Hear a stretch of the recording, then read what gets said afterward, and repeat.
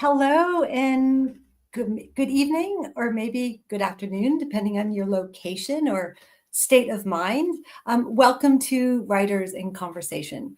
I am Carole Burns, the Associate Professor of English and Creative Writing at the University of Southampton and the director of our Writers in Conversation reading series. And I'm thrilled tonight that we'll be talking to Carys Davies about her most recent novel, Clear, and many other writerly topics and ideas. So I think Carys's head must be spinning, right? From the accolades she has received for this beautiful novel. Clear has been the winner of the 2025 Wales Book of the Year Award, the Royal Society of Literature's Ondaatje Prize, and just announced last week the 2025, and this is where it's revealed I took Spanish at university, Prix de Meilleure Livre étrangère. Carys can correct me on that, which honors the year's best work of fiction published in France in translation. She's written 2 other novels and 2 short story collections, and her other prizes include the Frank O'Connor International Short Story Award. We are talking to her tonight from Paris, where she is currently a fellow at the Columbia University Institute for Ideas and the Imagination. And Carys, I'm thrilled to be able to talk to you tonight about this beautiful novel, Clear. I'm delighted to be here, Carole. Thanks so much for inviting me on. Yes. And it's wonderful we have this online audience. I mean, I miss seeing people in person, but it's great that we can welcome so many other people from possibly across many countries tonight. So that's really nice too. So I wanted to start by asking you about something that I know a little bit about the origin of this novel. And that's also something very close to every writer's heart. And it was a dictionary that first inspired this novel. Can you talk about that book and how all of that came to be? Yes, of course. I mean, yes, I wrote this book in a way that was completely different from the way I've written any other book, and that was very much to do with the way it came about, which is that back in, I think it was 2010, I was working late one evening in the National Library of Scotland in Edinburgh, where I live, and I was actually working on a different novel, and I was having a very bad day, writing very badly, and I got up to take a break, and I'm very much a creature of habit, and I always sit in the same place in the reading room, which is in the dictionary aisle. I've always loved dictionaries, but and I came across a dictionary in a language which at the time I had never heard of, Norn, which is, and some people might know this, but I didn't at the time. It's the language that used to be spoken on the islands of Orkney and Shetland, but began to die out in the middle of the 15th century when the islands were pawned by the Danish king to Scotland, and it was gradually pushed out by Scots. But all this I discovered later. That afternoon, I just literally opened the dictionary and started reading it. And this is where, I don't know, call it serendipity or coincidence or magic kind of comes into play. But one of the very first words that my eye caught was a word that means to write very badly. So I think from the beginning had the feeling that I was meant to find this dictionary.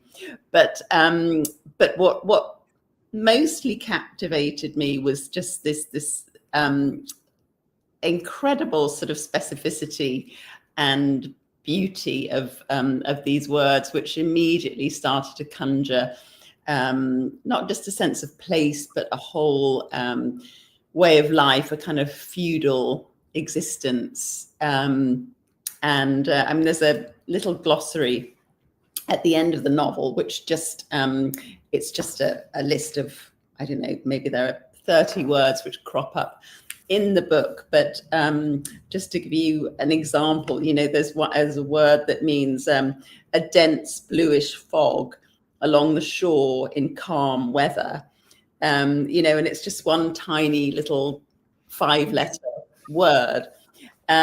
So I I knew I'd found something amazing here. I just didn't really know what it was, except that I was just obsessed with this dictionary, and I kept going back to it and reading it and making lists of words over a period of about 10 years, until just very gradually a picture of a man who in my imagination was the last speaker of this language, which I knew was, on its way to dying out. And so what happened was during COVID, I had been writing something else, I think, and then I just began to retreat into the dictionary again, and I would take just a sort of random, I don't know, 10 words or something, and just write a scene with the 10 words, and just very slowly, kind of layer by layer almost, began to be able to see this island and the character of this man, Ivar, moving around. But for a very long time, I still didn't really know what his story was. I just had this sense that he was in some kind of danger, which I think probably had to do with the fact that I knew the language was in danger, and that, I mean, I don't want to preempt. I'm sure you've got other questions which will probably take us into the history and so on, but it led me to a particular moment in Scottish history where this language kind of came together with various other forces, if you like. Yes. And so you have Ivar, and then you had him in danger. Did you do some research and find out when the language died out and realize that's when the clearances were happening, or did all this just magically work out? I never do a huge amount of research at the outset. I like to just sort of be as free as I can be and just sort of use what I knew. So what I knew about Norn was that it began to die out really very early. So by the, well, I should probably say that what the dictionary was, what that dictionary is, it's a collection of about 10,000 words that were gathered by a Faroese scholar called Jakob Jakobsen, who knew that this language was dying out.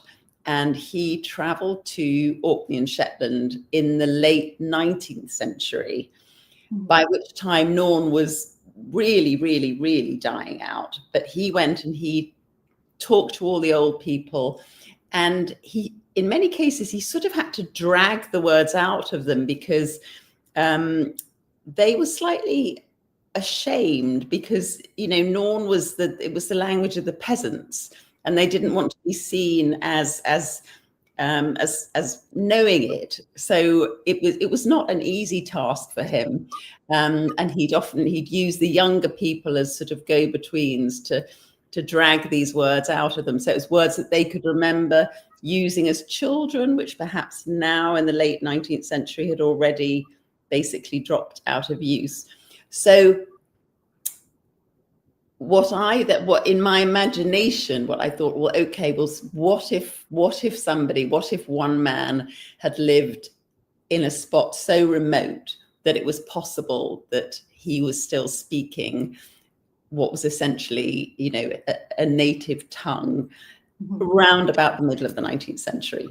So that seemed possible to me if he was in a remote enough spot and hadn't had much contact with other people. So that's really where it began. And then I think growing out of this sense of danger, I had the feeling that it wasn't just the language that was in danger, it was his whole existence, which kind of led me to the Highland clearances, which at that stage were in their sort of most brutal and coercive stage. Just a word about the Highland clearances. This is when, in Scotland, the big landowners in the middle of the 18th century, they began clearing their estates of their smaller, poorer tenants to make way for basically big sort of sheep branches, because sheep were more profitable than than having people on them. And this kind of sheep frontier had been just moving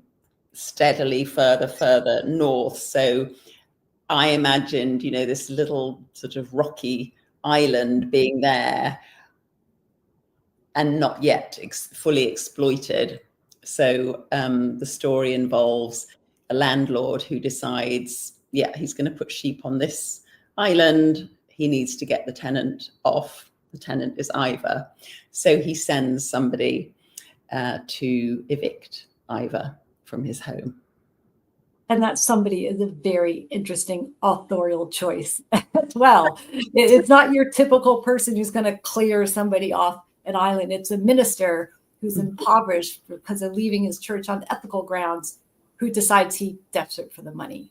How did that idea come to be? So again, that sort of grew out of the moment in history, because the other you've got the Highland clearances going on, this sort of huge upheaval in Scottish society, rural society. But at the same time, you've got this massive split in the Scottish Presbyterian Church, which takes place in 1843, where about a third of the ministers break away from the established church to form the new Free Church of Scotland.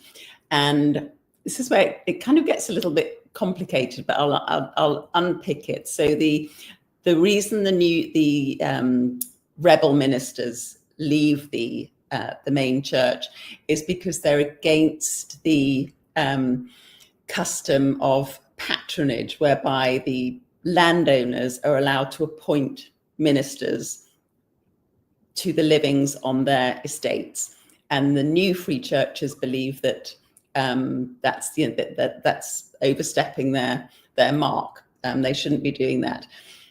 But what was interesting to me is that even though you've got this split in the church, and I should mention that the rebel ministers, in breaking away, they give up everything. They give up their homes, they give up their livings, their money. So until the new church raises enough money to pay them a salary effectively and house them, they're kind of on their uppers. So this is why my character, John Ferguson, has no money. He's very worried about money. He's recently got married. And that's why he accepts this rather unusual commission to go and evict Ivar. And what some people, they'll sort of say, but hang on a second, I thought that the new free church rebels had broken away because they didn't like the landlords, and it was a dispute with the landlords. But what you have to remember is that if you're a Presbyterian minister in the middle of the 19th century, really doesn't matter if you're with the new church or the established church. You are socially conservative. You respect the landowner's right to do what he wishes with his property. You're not a champion of the poor, so you have to kind of get your head into the 19th century and sort of leave aside your assumptions about what sort of person that new free church minister might be. So it's fair to say John, he is anxious, he is nervous about the commission, but nonetheless, because he's so worried about money, he does accept it. Yeah. So I think you're going to read a little bit from us where all the characters are, I'm not going to say anything else. You're just going to read a really lovely passage for us. So it's I'm just going to read a short passage from it's quite near the beginning of the novel, when my Presbyterian minister, John Ferguson, has arrived on the island, but Ivar doesn't know that he's arrived yet, because John Ferguson, the minister, has arrived in the middle of a storm when Ivar's sort of battened down at home. And so John arrives, spends a rather uncomfortable night in the little sort of estate house there. And then in the morning sets off for a little explore, but has a terrible accident. And I won't say too much, but in the course of this accident, he becomes separated from all his belongings. So we're going to join Ivar, who is just going down to the shore to collect some grass for his horse, Peggy. At the inlet, having decided against his breakfast, Ivar worked steadily, bent over and tearing armfuls of the luxuriant grass from between the rocks. Slowly he moved across them, picking the grass as he went, and it was here that he stopped and straightened himself and looked out across the water. During his illness, dark swimming patches had often appeared in his vision, black clots that floated before his eyes if he made the slightest movement, and for a moment he didn't move. There was a word in his language that described the covering and uncovering of a sunken rock by the sea, and it would have also described exactly the way the dark and lumpy object kept sinking beneath the shallow waves and then appearing again. He blinked, and when the dark shape was still there, he dropped the grass and began to wade out. But the wind was blowing now, coming in gusts of increasing violence, and every time he reached for the lumpy mass, it heaved away from him, out of reach. On the foreshore, Peggy stood with her head down, the wind whipping sand against her flanks and into her eyes. Ivar snatched again at the floating object, and this time he caught the edge of it and drew it close. For a long time, he stood on the beach looking out at the departing tide. Mist and fine rain were being driven before the wind. Sweet water trickled from the base of the cliffs behind him. He saw puffins and seals and cormorants, nothing else. For more than an hour he stood there, but there was nothing and no one, no large vessel or small boat of any kind. And in the end he hung the satchel from his shoulder, packed the grass into Peggy's baskets, turned his back on the beach, and went home.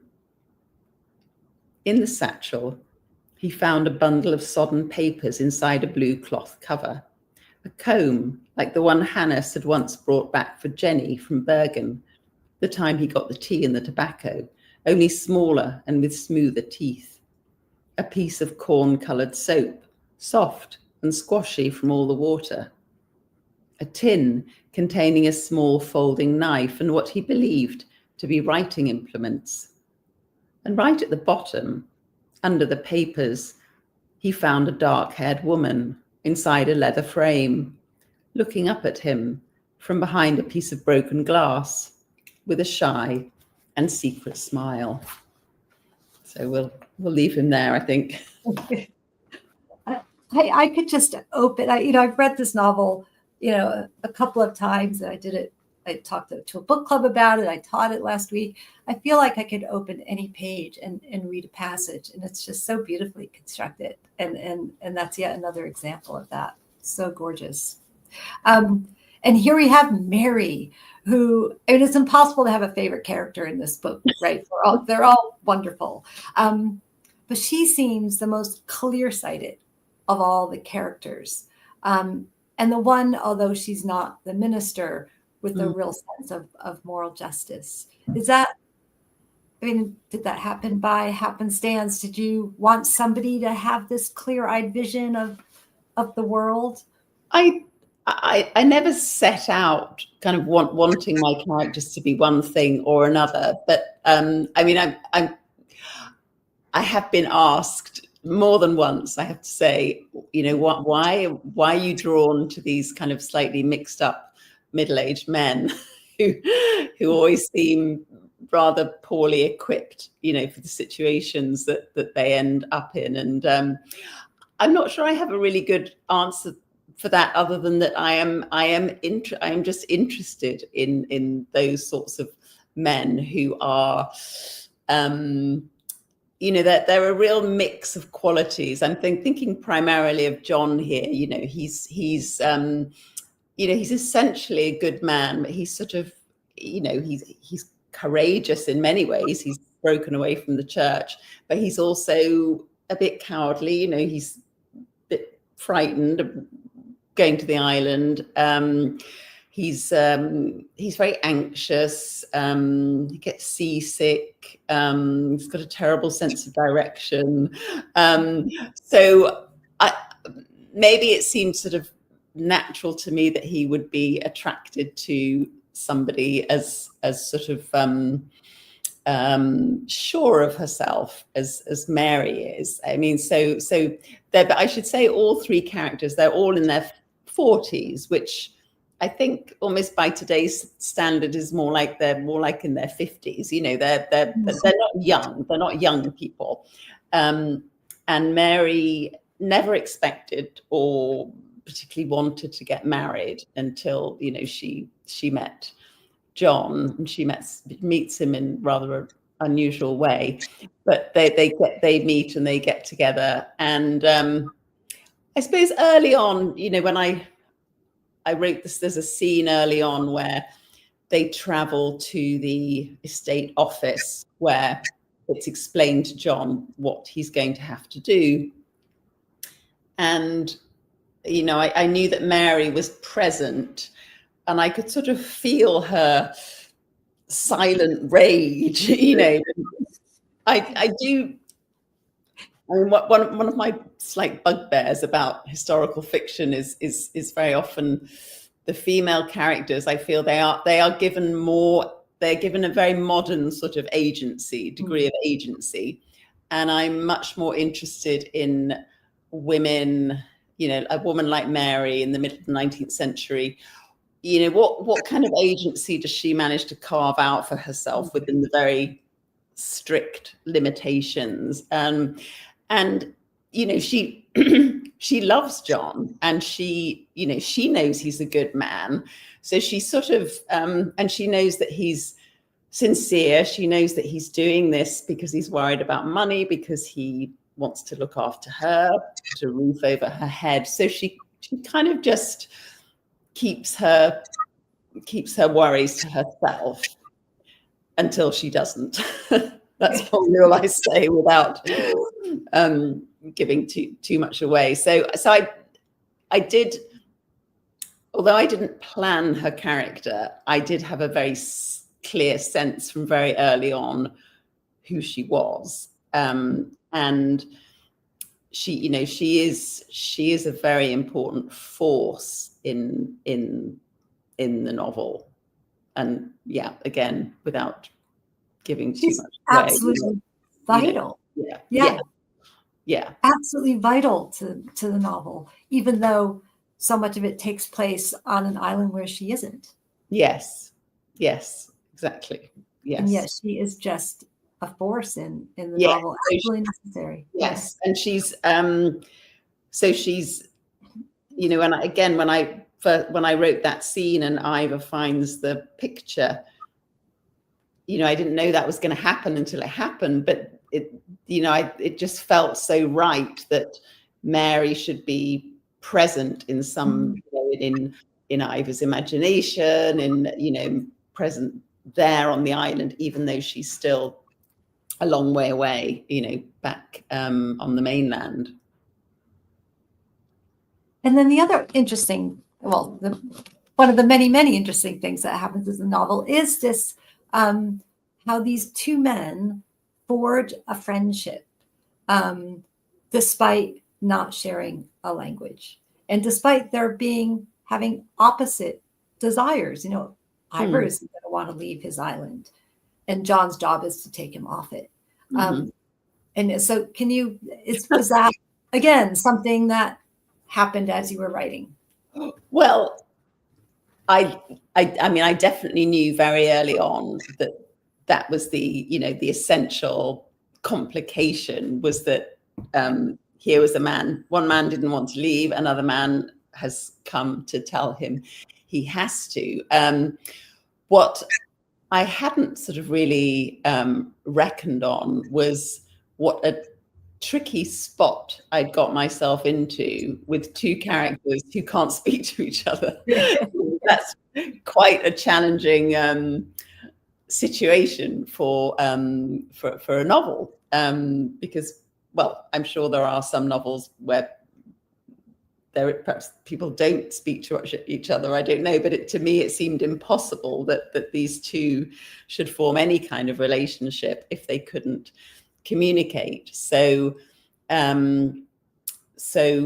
very slowly, they do begin to communicate in a kind of pidgin way. And so it seemed to me that John, he tells us actually that one of the reasons he joined the church was his sort of love of the language of scripture. You know, he could perhaps have easily been a poet, or so, you know. So he's very, very interested in language, and he's actually working on something Mary slightly teasingly calls his great project, which is to translate the Gospels into Scots. Because at that point, amazingly, the Gospels hadn't been translated into Scots, so were only available in English, even though most of John's congregation back on the mainland, that their language would have been Scots, not English. So he's working on this project. So he's naturally very, very interested in language, and very, very gradually, very, very gradually, and obviously in a short time, you know, he can't learn Ivar's language, but he can learn enough of it to understand that there's a different way of looking at this new world that he finds himself in, which is really what happens in that he's sort of taken out of his very educated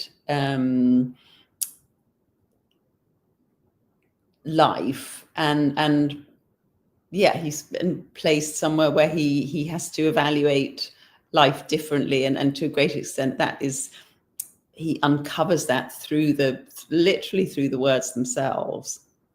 Yeah, I mean, I imagine that how he learns Norn mimics your learning word by word a tiny bit. Yeah, exactly. I mean, I don't speak Norn, but I had to go through. I mean, in his dictionary, Jakobson, he breaks down every word phonetically, so I had to kind of study the phonetic rendering of each word to give myself an idea of what it would sound like. And there, because John starts to make up his own little dictionary, so he writes everything down. So obviously he's not going to write words down to look like they look in the Norn dictionary, because he's just hearing the words. So I had to sort of be constantly aware of that adjustment.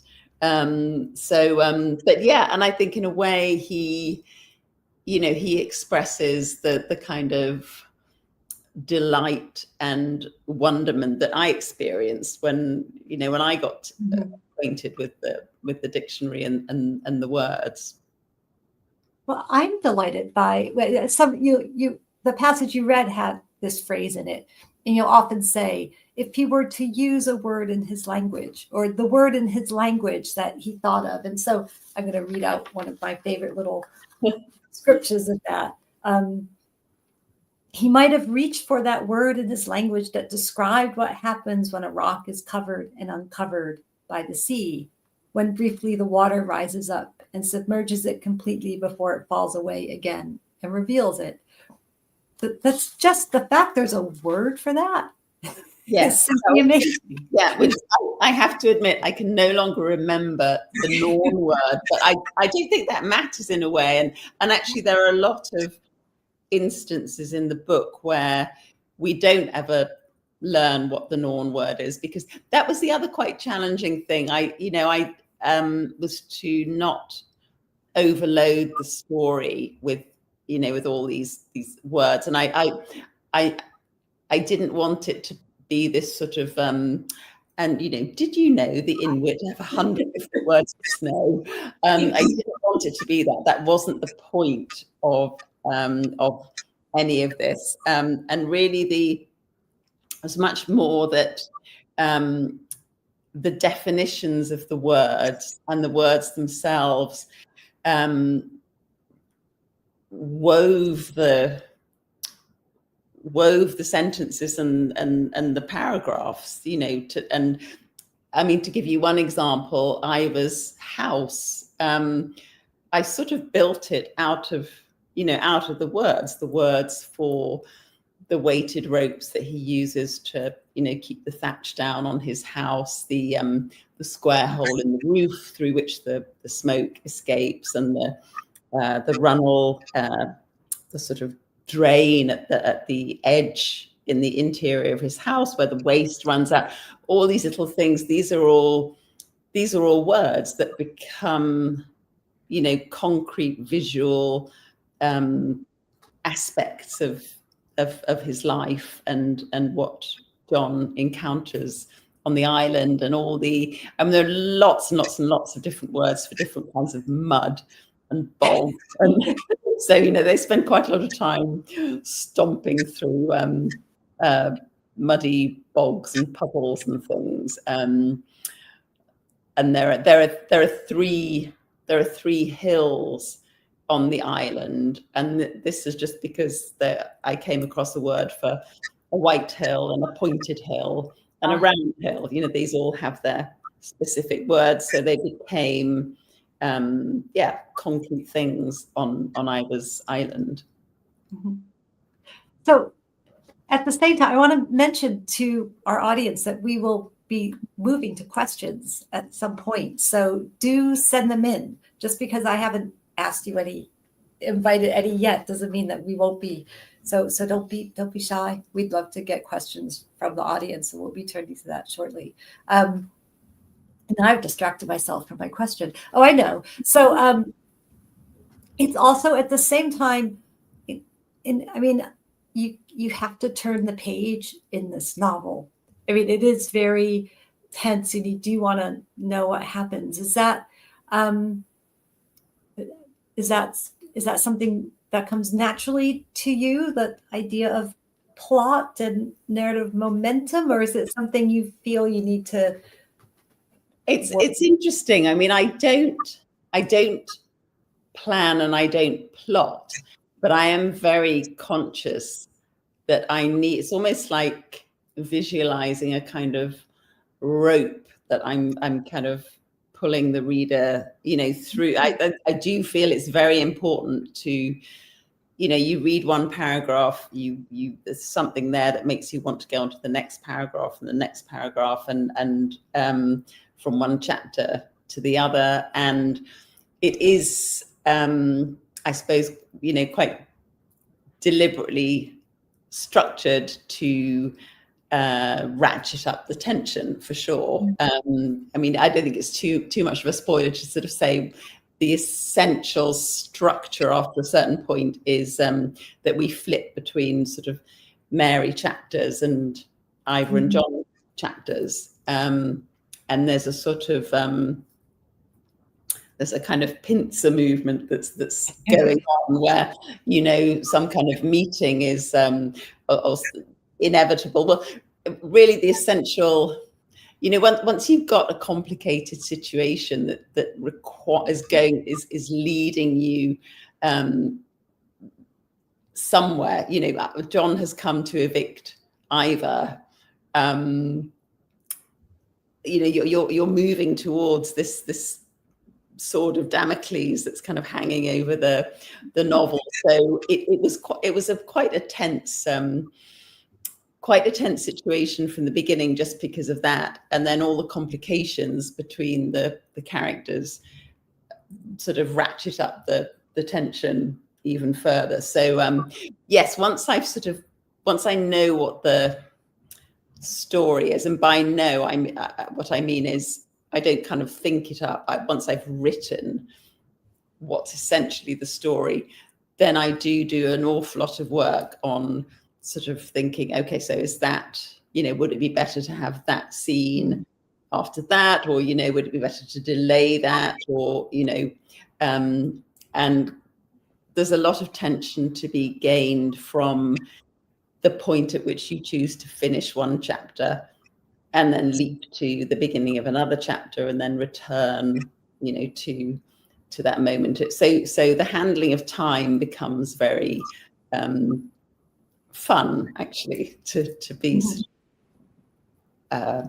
dovetailing everything.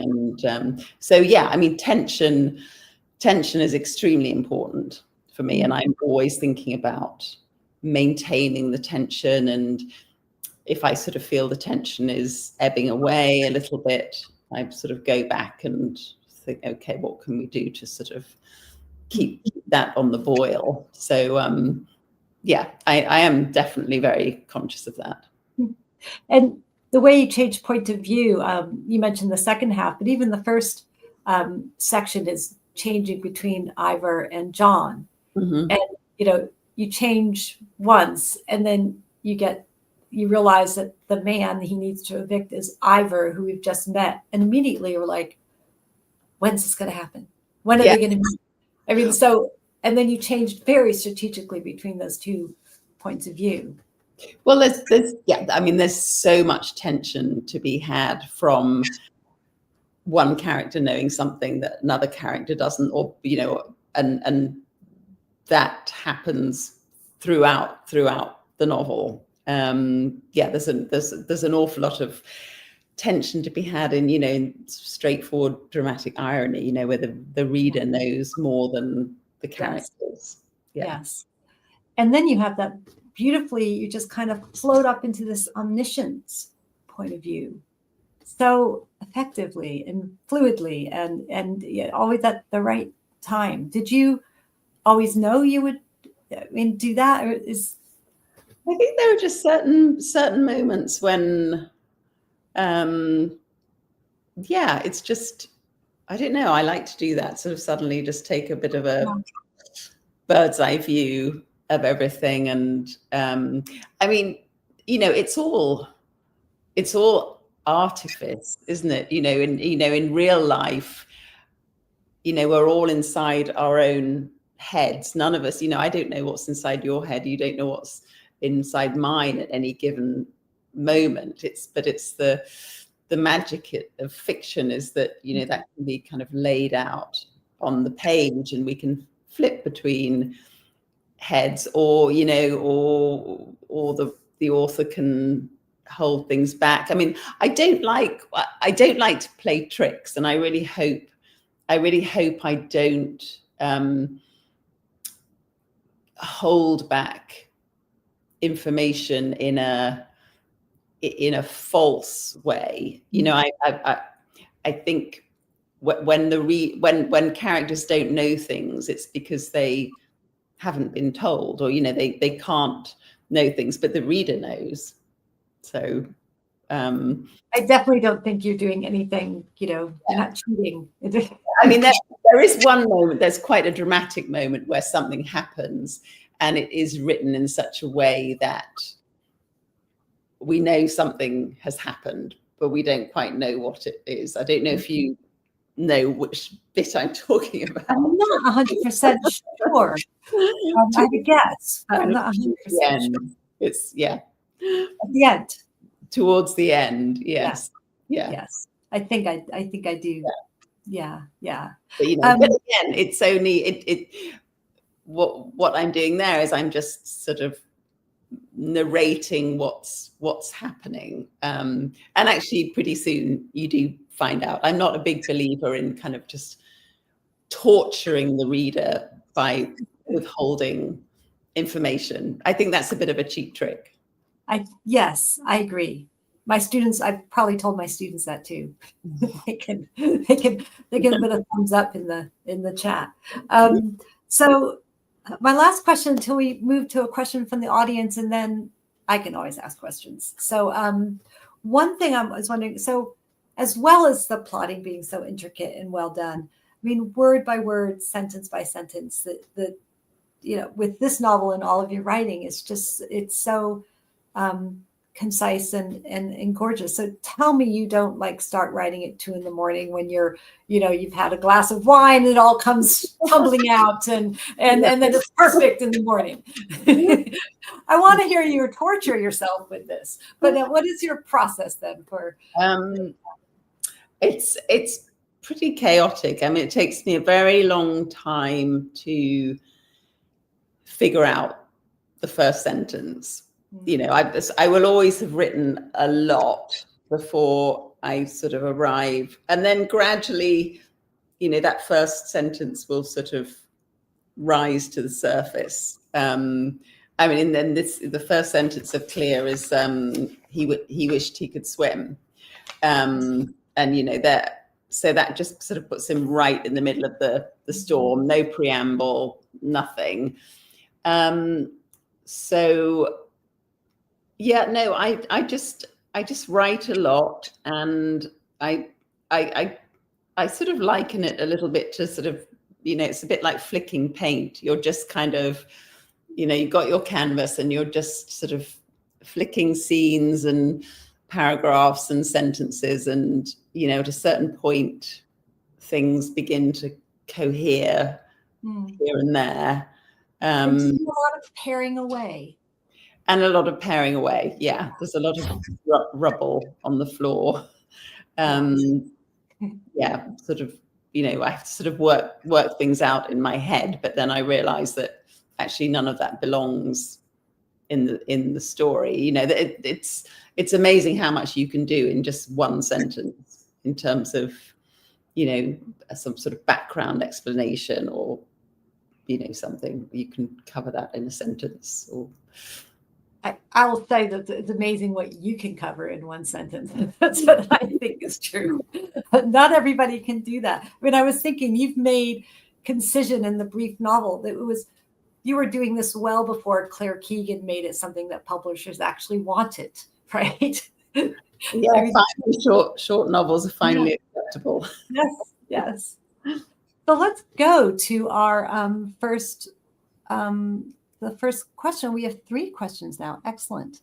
So am I able to say who this is from? I'll leave it off. I'll wait for our producers to make sure I can say who this is from. Great discussion. So thank you. Is there a link between language and landscape in Clear?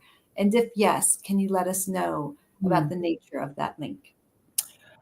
Well, I mean, absolutely. It's, and is because, I mean, I've never counted them, but, if I had to hazard a guess at the number of words in that Norn dictionary which have to do with, well, landscape and weather, all those physical things. There are so many. So really the story absolutely grew out of the landscape, and that, this idea that although obviously Ivar, it's not his island, he has no ownership. It's a story about dispossession in so many ways. He is its custodian, and he looks after it, and it looks after him. So it's, and I think that's that's what John begins to see by being there, and begins to understand what a terrible thing it is he's been asked to do. So, and many of the words in Norn have to do with landscape as well. Sea, yes, mud, yes, they really do. Yes, yeah. So, I mean, I think what's interesting about the book is, even though it's a historical novel, but I couldn't have written it, by any other means. There's no other research, or even by, I mean, I have been there and spent time there, but even my experience is not Ivar's experience, or it's not the experience of a person who needed those words to live and to articulate living that life. So I couldn't have ever created that world through any other means. Yeah, yeah. And another question, I'm pleased to see one of my MA creative writing students putting in a question. Thank you very much, Biz. When was the moment in writing that you decided the ending of the novel was going to have so little conflict or such an easy resolution between all three of the characters meeting after the initial, not quite so unconflicted thing that happens? We're so obviously trying not to give away well ending. I will say I say I don't think it's easy. I think I'm trying not to give away too much yet, but they're between a rock and a hard place, and somebody has to try and decide what to do. So and I don't see the ending as a resolution. I see it as the beginning of whatever happens after you turn the last page of the novel. I mean, I could say that there are things I hope will happen, and there are things that I fear might happen, but I don't see it as a resolution. I see it as a leap of faith. Yeah. It's a little bit like, and now I'm blanking on the exact title of Chekhov's story, The Little Dog, the Little Pet Dog, where about the affair. The last sentence is something like, and now when it's really going to start. I'm blanking on what the last sentence is, but it's a bit like that, right? They've made this decision, and now comes the hard part. Yeah, exactly. And then I think we have the writer Claire Fuller in the audience who has a couple of questions. Hi, Claire. Thank you for being here. She's wondering what Carys likes to read for pleasure apart from dictionaries. Favorite authors or novels? Yeah, it's always, well, as Claire will probably know, then it's always, as a writer, you kind of, or I feel, there are things I love to read without having to always be thinking, how are they doing this? How are they doing this? And so I suppose my favorite writers are the ones where I just forget to do that. I'm just sort of blown away. So, I mean, my literary heroines are Penelope Fitzgerald, Flannery O'Connor, Eudora Welty, those sort of writers where there's always quite a lot of comedy, and there is concision, I guess, and just a sort of naturalness. I'm actually at the moment, I'm carting around with me, and I was reading this before she won the Bailey Gifford, but Helen Garner's wonderful diaries, which are so wonderful. And I don't keep a diary. I just seems to be not the way I write about the world through a diary. But hers are absolutely wonderful. They're so full of wisdom and humor and fury, and they're really brilliant. And people are always quite surprised because I write such short books. I also, I love the big enormous 19th century novels too. I know a lot of people hate him, but I love Dickens. I think I just skip past the bad bits because the good bits are so good. So I'm just trying to think of the last book that sort of really blew me away. I think it's the Helen Garner. I'm absolutely just loving those at the moment.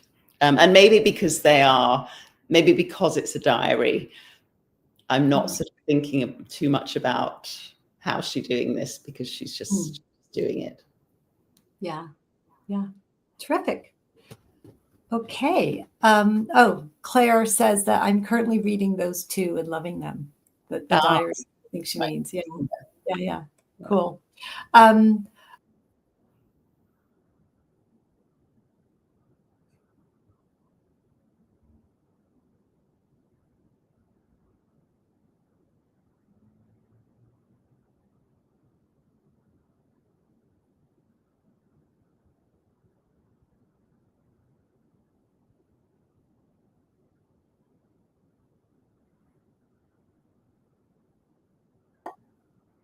Am I back yet? You are. I lost it also. That was scary. This never happened before. Hello, everybody. I'm back. I'm not sure what happened, but here we are. Okay, Mia, one of my own students, again, I believe. How much time do you devote to research when writing historical fiction? And does it ever hinder your creative process? Good question. And I, as I sort of briefly touched on this in our conversation earlier, I don't do very much research. I sort of do it a little bit on the hoof. So with Clear, for instance, I sort of wrote it with what I knew about the Highland clearances, which was very sort of broad brushstroke. I didn't know anything about the Great Disruption in the church, so I did have to sort of do a little bit of research on the way with that. But once I had the story, I did then go back and I did a lot of reading around, and I spent a lot of time in the manuscript and archives at the National Library of Scotland. And probably the most wonderful thing I found there were an envelope of letters which had been written by a Free Church minister, so a minister exactly like John, who'd broken away from the church. Well, actually, they were letters that he was writing to his wife at home in Fife while he was in Edinburgh, rushing around just like John during the when the schism was taking place, and then in the weeks that followed. And he was actually living in digs just down the road from my flat in Edinburgh off Leith Walk, and he almost seemed like John. I mean, it was just really, really extraordinary. And he was really worried about money, and there was a very touching little detail. He was writing to his wife, and by that stage they had to move out of their manse, and she was obviously staying with a friend. And you know how we write care of, if you're writing to somebody in their care of, or then they would just write at. And this minister was saying how much it pained him to have to write her name and then at, so it's just really pained him that they didn't have their own house. So, I am always looking for those little bits of gold in the archive, something, some fantastic primary source. But it was also really useful to, read letters from the ministers on both sides of the divide, the established church and the new church, around the time of the disruption, to get that sort of sense of how they really thought about this, and how much, how socially and intellectually they were sort of closer to the landlords than to the poorer tenants. So I do a lot, but I tend to do it sort of at the back end of things, because I think it does. I think it does weigh you down if you do too much at the outset. I think I do the same, of just doing it. You do a little bit, and then, Henry James, once somebody was telling him a story, and he said, no, stop there. I don't want to know anything else. That's all I want to know about that story. And research is a bit the same. You can't get overburdened by it. So yeah, you just find those little nuggets. Yeah. And I mean, now, it is great now. You can, I mean, one small example in the novel, if you haven't read it, Mary has false teeth. And, I did need to do a little bit of research on false teeth in the 1840s, and a little bit on early photography, things like that, and earthquakes, and just to make sure that everything was possible, plausible as I went along. But it's amazing how often it is. It seemed like everything I wanted to happen in the 1840s did happen in the 1840s. Conveniently. Yeah. And then a question from Emily. What is your editing process like? My ending process. No, editing. Oh, editing. It's, I hope, pretty brutal. I mean, I think, there's always this period where you hope something's working, but in your heart, you kind of know it isn't. So you have to get past that, that sort of hoping stage. But no, I love editing. I mean, I love, the really hard and often, sometimes joyous, but also painful bit is that, it's just the getting out of the story. But once that's there, I absolutely love all the sort of the moving around and the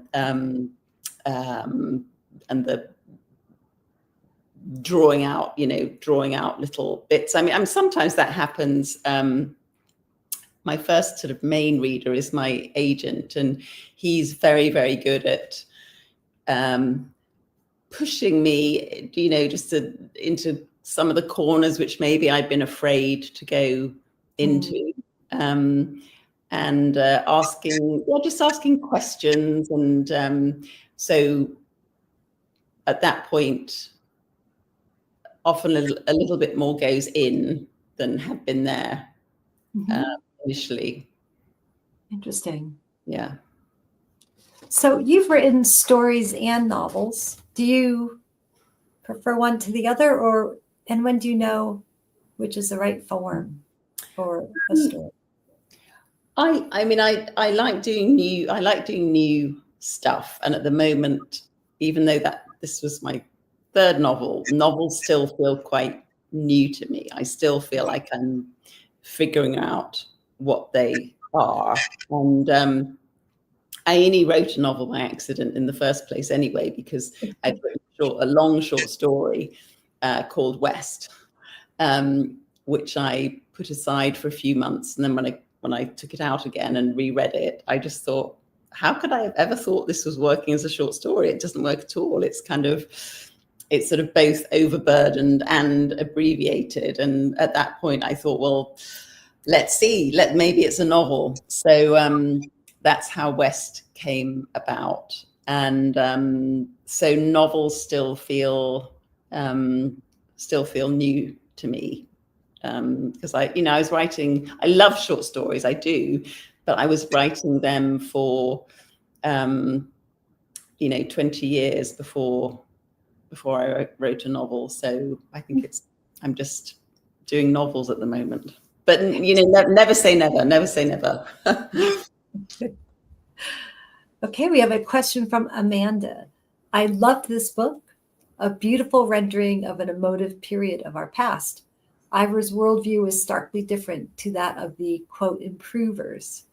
Did you find it an emotional book to write? Yes, I did. I mean,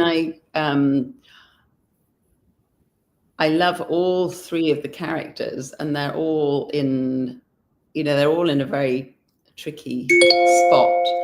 And it's amazing how I remember when I wrote my first short story collection, and my publisher said, okay, so what are the stories about? And I said, well, I don't know, you tell me.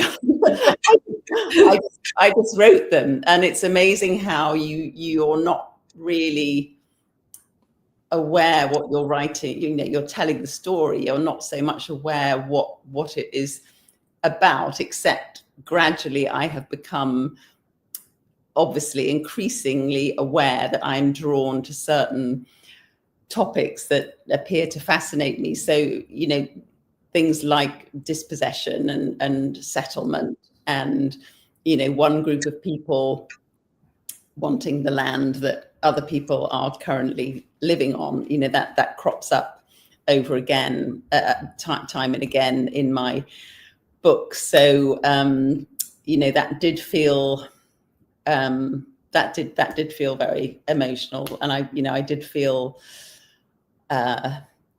well, I felt for all of them. I felt for Ivar, I felt for John, I felt for Mary. And I really, when I was writing it, I thought for a long time there was going to be a very different ending. An ending which I really didn't, you can't force an ending, but there was a very bleak ending, which I know I really didn't want for the characters. So, yeah, I think you have to be very emotionally involved. I think, to me, in a way, Flannery O'Connor talks about, how if somebody asks you what a story is about, you should just tell them to read the story. And that, it's not so much important what a story is about, it's what its meaning is. And I think for me, meaning is really the emotion that's in the novel. That's what I want people to feel touched by, rather than a sort of more rational sense of, oh, this is a story about possession or whatever. That makes sense. Yeah. The other emotion that I find really moving in the book is that here Ivar's been by himself for, decades. And then suddenly there's a person in his house who, as he says at point, sees him. Mm-hmm. Really sees him. How completely overwhelming that must have been, and kind of fun for you to imagine as well. Yeah, no, that happens quite early on in the book, and that was a big moment. And it was, I did write quite a lot of this during lockdown and quarantine, and I think those feelings are in the book. I remember, when lockdown was finally lifted, and I remember, being in a room with other people for the first time, and we were also hopeless at being with each other. We didn't know how to be. No, that felt very powerful to me as well, to be, trying to imagine what it would be like to know that you're being looked at for the first time in 20 years. I think it's only about 6 months ago that all of us got used to going to parties, really. I think that lasted a really long time. Okay, Daphne wants to know what attracted you to this period and place. I think it was just this. I like the fact that you've used the word attracted, because quite often I'm asked sort of, why did you pick this period? And I said, well, I didn't pick it. It kind of, I got sort of drawn to it. So it was this, because everything was like a sort of confluence of, of disappearing and taking away and loss, but also the one thing we haven't talked about actually is the importance of Presbyterianism and the belief in providence. And I think it's, I think it's in something Muriel Spark says in Miss Jean Brodie, she talks about Presbyterian as being this terrible, terrible joke that we all used to believe in. But that, it seems so unkind, I suppose, that because what the church did, the church instructed the people who were being removed from their property, instructed them that it would be a sin for them to, rebel or protest in any way against what was happening to them, that this was something they had to accept as the will of God, because everything that happens in our lives unfolds according to the will of God. And it seemed a very cruel, just seemed very cruel. Yeah. So John is also wrestling with that as well. Yeah. Another thing that strikes me, and this is also related to place, is that, so this novel is set in Scotland, but the Mission House is set in South India, and West is set in the American West. And in Gallon Pike, you have stories in Siberia and Colorado. So just wondering, so are you also attracted to to place as another way of finding a story or setting a story or exploring story? I think what I'm attracted to are the certain sort of places where the sort of stuff of living kind of has to fall away, so whether it's Ivar's Island or in the Siberian story you referred to as a woman who runs away from Birmingham to Siberia. And there's another short story which is set in the Australian outback, and in sort of utter solitude, almost utter solitude. So it's I was trying to answer one of the earlier questions about the ending. What I'm interested in is I often sort of feel what I'm doing is kind of pushing my characters towards some kind of personal reckoning. And these reckonings, they do often happen in places of great solitude where really they only have themselves to make that reckoning with.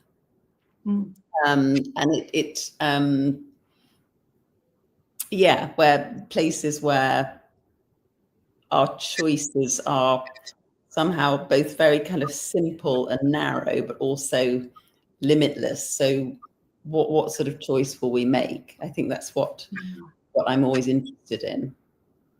And those personal reckonings, and in this book too, often feel they're ethical decisions. And I actually love books that grapple with ethical decisions. I think George Saunders does that really well. I think Gisjen does that. Is that something you're aware of exploring? Because you can take these personal decisions and I've become aware of it. I mean, again, because I don't sort of plot and plan, but I'm always, I always wonder what sort of person would I have been during one of the world wars? Would I have been a collaborator, or would I have been, tremendously brave, or would I have done everything to keep my children safe?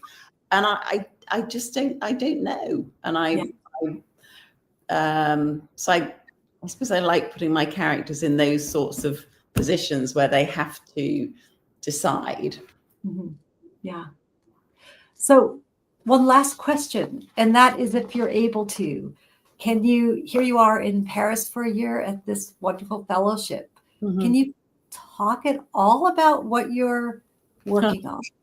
Even if it's just a little hint of tiny little research you did yesterday or something, because I know you won't want to talk about if it's a new novel about the novel. No, I really don't, because I always have this horrible feeling that the whole thing will just as they say in France, partir en fumée. It will just go up in smoke. It has well, it has a mother in it. How about that? Is that enough? That's a big character always. Yeah. Well, no, actually, I haven't really had a mother before as a sort of main character. So yes, yeah. so often miss in West. She's missing, isn't she? She's not there. Exactly. Yeah. And Ivar's, and actually she's sort of there are offstage mothers in the Mission House, and I don't think mothers come into it at all in Clear, actually. Does Ivar have a grandmother? I feel like he talks about a grandmother. Anyways. Ivar's mother and grandmother. They've all, the mothers always, they're either dead or they've left. Well, very, very intriguing. One hasn't yet. She's still there. All right. Well, thank you so much, Carys, for joining us tonight. This has been amazingly interesting and exciting, and thank you to all of our audience members. I'm looking around for this, so I want to make sure to say. So thank you to everyone who's tuned in tonight. And I'd like a virtual round of applause for Carys. I'll make a little applause myself, and we can imagine the roar of the crowd from the audience. This interview, just so all of you know, as well as some of our previous interviews from Writers in Conversation, are on our YouTube channel, and I believe Sylvia, the wonderful Sylvia, has put that in the chat at some point, a link to that. And for anybody near Southampton, we do know which guests we're going to be having next semester, and I'm really excited about them. The one will be Kinnan Jones, whose new story collection, Pulse, has just come out from Granta this very week. So I'm very excited about him coming to join us. And Philip Hoare, the prize-winning nonfiction writer, whose most recent book is William Blake and the Sea Monsters of Love. Anyone who knows Philip's work know the sea always ends up sneaking in there. He's going to be one of our guests. And then the last one is Robin Firth, who is the co-author of the Stephen King Dark Tower comic book series and an author herself. So if you look on our website or on our Facebook page, when I have dates confirmed for sure, they'll be going up. So join us. And Carys, thank you once more. And thank you all for being here. Thank you. Thanks. Good night. Good night. No star.